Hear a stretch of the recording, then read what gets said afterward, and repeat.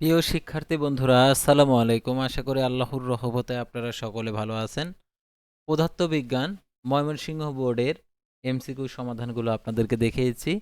তো আপনারা শেষ পর্যন্ত দেখতে থাকুন, তাহলে সকল অ্যান্সারগুলো মিলে নিতে পারবেন। আর আপনি যদি এই সেম এক্সপ্লেইন এই চ্যানেলের নতুন দর্শক হয়ে থাকেন, তাহলে অবশ্যই আমাদের এই চ্যানেলটিকে সাবস্ক্রাইব করে রাখবেন, নোটিফিকেশন বেল বাটন অল প্রেস করে রাখবেন পরবর্তী যে পরীক্ষা রয়েছে সেগুলোর সমাধানগুলো পেতে।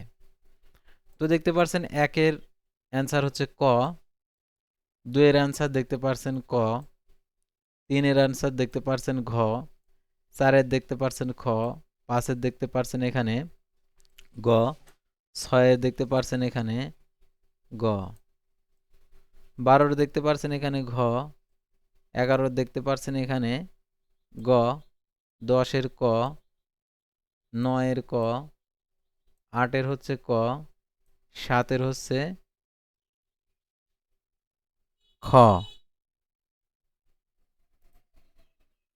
তো তারপরে দেখতে পাচ্ছেন এখানে যে ময়মনসিংহ বোর্ডের 13-র দেখতে পাচ্ছেন এখানে গ, 14-র ক, 15-র দেখতে পাচ্ছেন এখানে হচ্ছে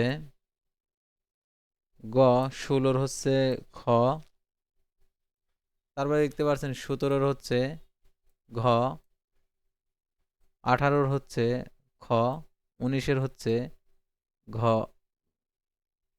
ঘ, 25-এর হচ্ছে গ, 24-এর হচ্ছে ক, তারপরে দেখতে পাচ্ছেন এখানে 23-এর অ্যান্সারটা এখানে হবে হচ্ছে 3।